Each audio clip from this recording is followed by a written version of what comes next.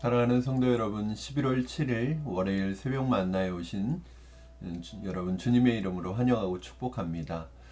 오늘 우리에게 주시는 하나님의 말씀은 사사기 15장 14절에서 20절까지의 말씀입니다. 사사기 15장 14절에서 20절까지의 말씀을 제가 여러분에게 봉독해 드리겠습니다. 삼손이 레이의 이름에 블레셋 사람들이 그에게로 마주 나가며 소리를 지를 때에 여호와의 영이 삼손에게 갑자기 임하심에 그의 팔 위에 밧줄이 불탄 삼과 같이 그의 결박되었던 손에서 떨어진지라. 삼손이 나귀의 새 턱뼈를 보고 손을 내밀어 집어들고 그곳으로 1000명을 죽이고 이르되 나귀의 턱뼈로 한 더미 두 더미를 쌓았으며 나귀의 턱뼈로 내가 1000명을 죽였도다 하니라. 그가 말을 마치고 턱뼈를 자기 손에서 내던지고 그곳을 라맛 레이라 이름하였더라. 삼손이 심히 목이 말라 여호와께 부르짖어 이르되 주께서 종의 손을 통하여 이 큰 구원을 베푸셨사오나 내가 이제 목말라 죽어서 할례받지 못한 자들의 손에 떨어지겠나이다 하니 하나님이 레이에서 한 우묵한 곳을 터뜨리시니 거기서 물이 솟아나오는지라. 삼손이 그것을 마시고 정신이 회복되어 소생하니 그러므로 그 샘 이름을 에낙고레라 불렀으며 그 샘이 오늘까지 레이에 있더라. 블레셋 사람이 때에 삼손이 이스라엘의 사사로 20년 동안을 지냈더라. 아멘. 하나님의 일을 하는 사람에게 있어서 아주 중요한 태도가 있는데요. 그것은 바로 주님의 일을 통해서 내가 드러나는 것이 아니라 주님의 영광이 드러나고 주님의 일하심이 드러나도록 하는 것이 바로 주님의 일을 하는 사람의 태도입니다. 그렇죠. 사실은 주님의 일을 우리는 주님의 도구로 사용되었을 뿐인데 그러므로 당연히 그 일에 대한 영광과 칭찬과 자랑은 하나님이 받으셔야 되는 것입니다.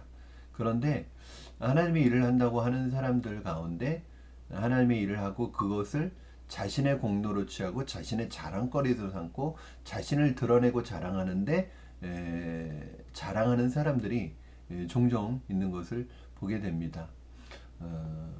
우리에게 자랑할 것이 무엇이 있습니까? 자랑할 것이 아무것도 없습니다. 왜냐하면 그래봐야 우리는 연약한 인간에 지나지 않기 때문에 그렇습니다. 하나님이 하시는 것이죠. 오늘 본문에 등장하는 삼손은 밧줄에 묶인 채 블레셋 군대에게 넘겨졌습니다. 그런데 그 밧줄을 묶고 있었던 삼손을 묶고 있었던 그 밧줄이 마치 삼손이 힘을 쓰니까 여호와의 영이 임하셔서 삼손이 힘을 주기 시작하니까 마치 불탄 밧줄처럼 끊어지기 시작했습니다. 순식간에 그리고 그 옆에 있었던 나귀의 새 턱뼈를 가지고 1000명의 블레셋 군대를 순식간에 죽입니다. 정말 어마어마한 일이죠. 이거는 사실은 드라마틱한 일이 정말 엄청난 일입니다. 그 변변한 무기도 없이 나귀의 턱뼈 하나로 1000명을 죽인다는 것은 실은 이거는 상상할 수 없는 일이죠. 불가능한 일이죠. 삼손이 대단한 오늘 본문에서 사실은 이것이 아무리 대단한 일이지만 삼손이 대단한 것이 아니라 하나님께서 삼손을 사용하셔서 그가 느끼든 느끼지 못하든 삼손을 사용하셔서 블레셋을 심판하시는 전쟁이었다는 사실이 중요한 것입니다. 그러므로 우리는 삼손이 가지고 싸운 턱뼈가 아니라 또 삼손이 1000명을 죽였다는 그 사실에 집중하는 것이 아니라 오히려 변변한 무기도 없이 1000명의 블레셋 군사를 죽인 것은 하나님의 능력이라는 사실에 우리가 집중해야 되는 것입니다. 항상 느끼는 것은 사람이 어떤 일을 이루었을 때 그 일을 이룬 사람에게 집중하는 것이 아니라 그 일을 이루게 하신 하나님께 집중해야 되는데 우리는 자꾸 사람에게 집중을 합니다. 사람이 도구에 집중합니다. 어떤 사람이 하나님의 은혜로 큰 은혜를 경험하고 능력을 경험하고 성공을 이루었어요. 그러면 사람들은 어떻게 해야 할까요? 그 사람을 통해서 역사하신 하나님을 보는 게 아니라 그 사람이 어떤 방법으로 이겼느냐, 어떤 방법으로 승리했느냐, 성공했느냐, 여기에 집중합니다. 예를 들어서 어떤 목회자가 하나님의 은혜 가운데 큰 부흥을 이루었어요. 그러면 사람들은 어디에 집중해요? 그를 통해서 하나님께서 이루신 부흥이 집중하는 것이 아니라, 하나님께 집중하는 것이 아니라 도대체 어떤 방법으로 그런 부흥을 이뤘느냐, 그런 프로그램, 방법, 이런 스킬에 집중하는 거죠. 근데 문제는 그 방법, 그 프로그램 가져가도 안 됩니다. 그것은 프로그램의 승리가 아니라, 프로그램이 한 게 아니라 바로 하나님이 하신 일이기 때문입니다.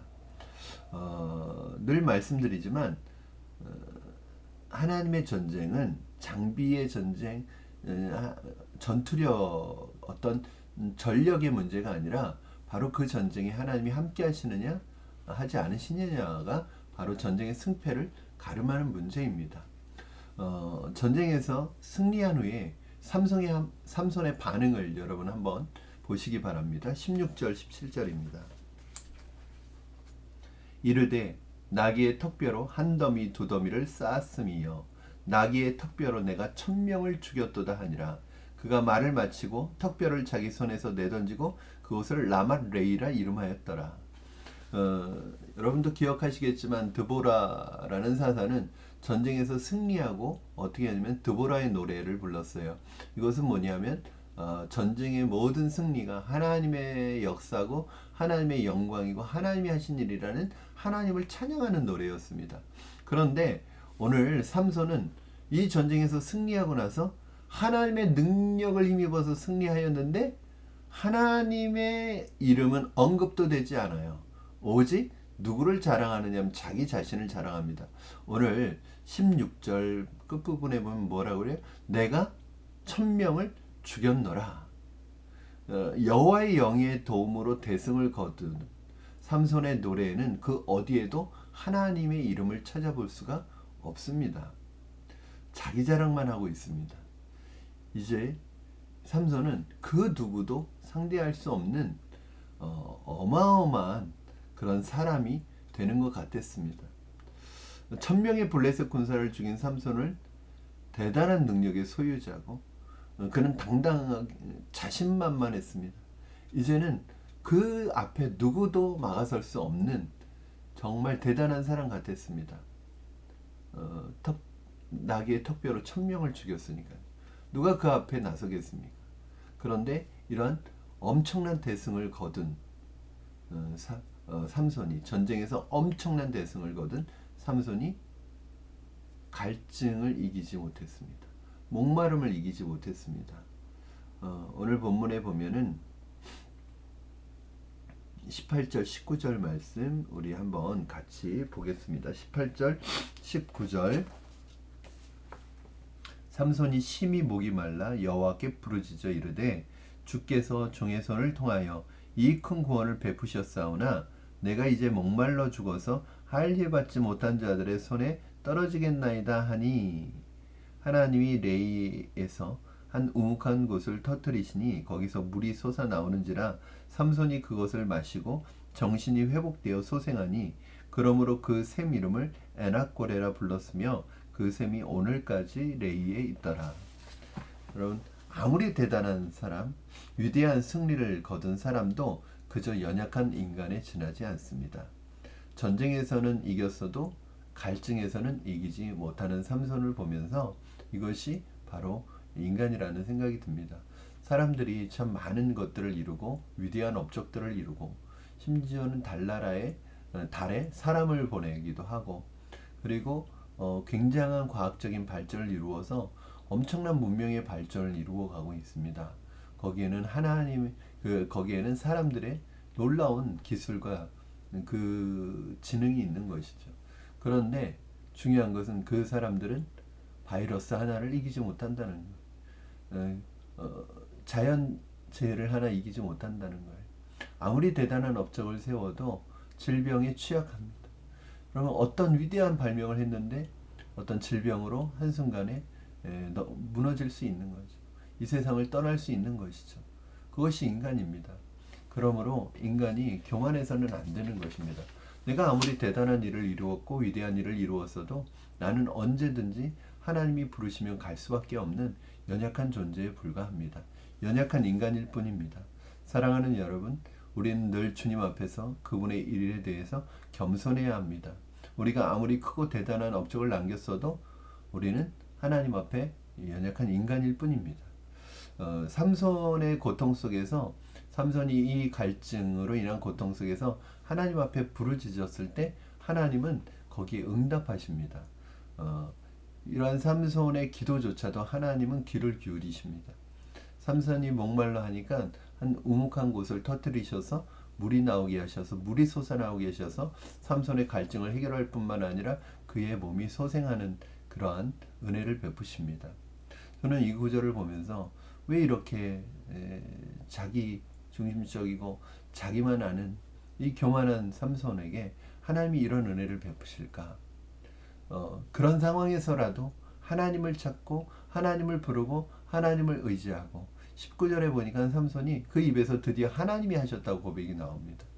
사실은 이런 고백이 얼마나 진실성이 있을까 의심이 들기까지 합니다. 그러나 하나님은, 저는 이 구절을 보면서 좀 마음이 아프더라고요. 하나님은 그렇게 해서라도 우리의 고백을 받기를 원하시고, 그렇게 해서라도 우리가 하나님을 의지하는 사람이 되기를 원하시는 거예요. 그럼 이것이 하나님의 마음입니다.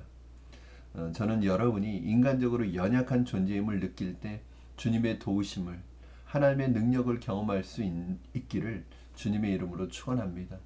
여러분, 하나님 앞에는요 체면 차릴 필요 없습니다.